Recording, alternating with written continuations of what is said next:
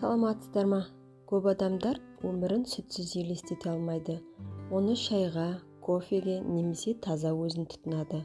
Қазір сиыр сүтін көтере алмаушылық көбеюде. Сондықтан керемет орын алмастырушысы болып сұлы сүті табылады. Бүгін біз сұлы сүтінің қандай пайдасы барын, қалай сақтау қажет және үй жағдайында қалай жасалу жолын айтатын боламыз. Арнаға тіркеліп, ақпаратты соңына дейін қараңыз. Сіз естімеген пайдалы ақпарат болатынына сенімдімін.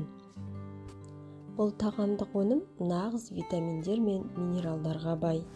Яғни оның құрамына витамин В группасы, А витамині және тері мен шаштың саулығына әсер ететін Е витаминіне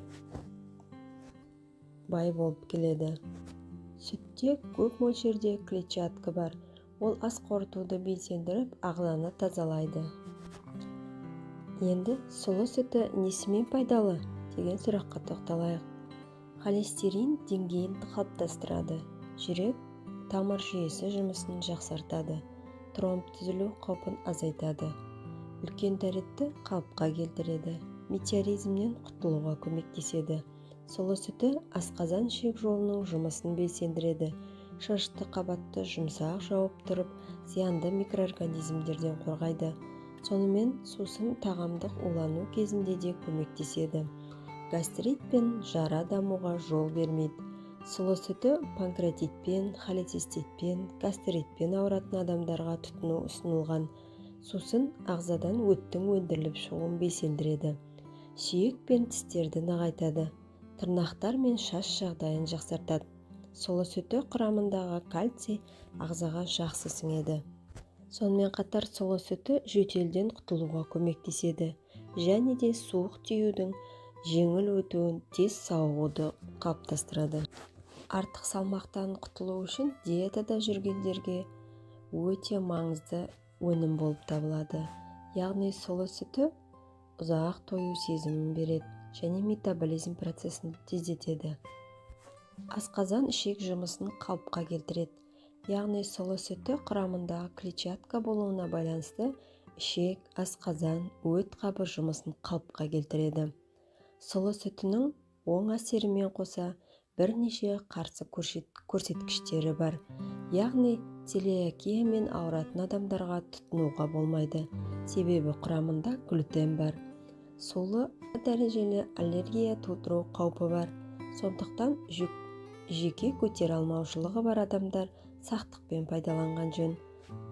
Сұлы сүті құрамында фитин қышқылы болуына байланысты остеопороз асқынуында болмайды. Қант диабетімен ауыратындар да сақтықпен пайдаланған жөн. Себебі құрамында крахмалға бай. Бұл зат көп қанттан тұрады. Сұлы сүті құрамындағы көп мөлшерде кальций бар. Ол бүйрек аурулары бар, яғни гломерулонефриті бар адамдарға жағымсыз әсер беруі мүмкін. Бұдан басқа сұлы сүтін асқазан ішек жолдары ауруларының өршуі кезінде пайдалануға болмайды. Сұлы сүтін қалай сақтаймыз? Сұлы сүтін салқын, қараңғы жерде, яғни тоңазытқышта сақтау керек. Дүкеннен алынған азық арнайы ыдысында қаптамада көрсетілген уақытқа дейін сақталады. Ал егер сусынды үй жағдайында жасалса, оны сақтау 4 тәуліктен көп емес. Дайындалғаннан соң шыны ыдысқа құйып қоямыз. Қолданар алдында жақсылап шайқаймыз. Үй жағдайында сұлы сүтін қалай дайындаймыз? Дәмді әрі пайдалы сусынды үйде дайындау аса қиын емес.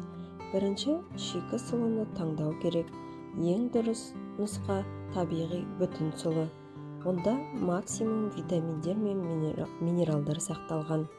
Хлопьясында алуға болады. Оның пайдасы аз болады. Дайындалуы соншалықты тез болады. Сұлы сүтін хлопьядан дайындауды айтайық. Хлопьядан дайындауды айтатын боламын.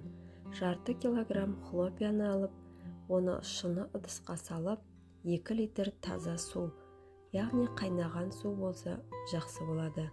25 минут қалдырамыз. Дақыл ісінгенше қалдырамыз. Сосын жақсылап блендермен бірыңғай масса болғанша араластырамыз. Дайын болған сусынды майда ситыдан немесе марлыдан өткіземіз. Енді бүтін дақылдан сүт жасаудың жолын айтатын боламын. 250 грамм сұлы дәні отқа қоятын эмаль ыдысқа салып, 1 литр қайнаған сиыр сүтін құямыз. Баяу отқа қойып, 30 минут қайнатамыз. Сосын суығанын күтіп, марлыдан өткіземіз. Ал егер сиыр сүтін көтере алмаушылық болған жағдайда, сүтсіз де жасауға болады. 2 стақан дақылға 1 литр таза ауыз суын құямыз. Содан соң қараңғы, құрғақ жерге 12 сағатқа қалдырамыз. Кейін блендерден өткізіп сүземіз. Ақпарат пайдалы болса, жақындарыңызбен бөлісе отырыңыз. Деніңіз сау болсын.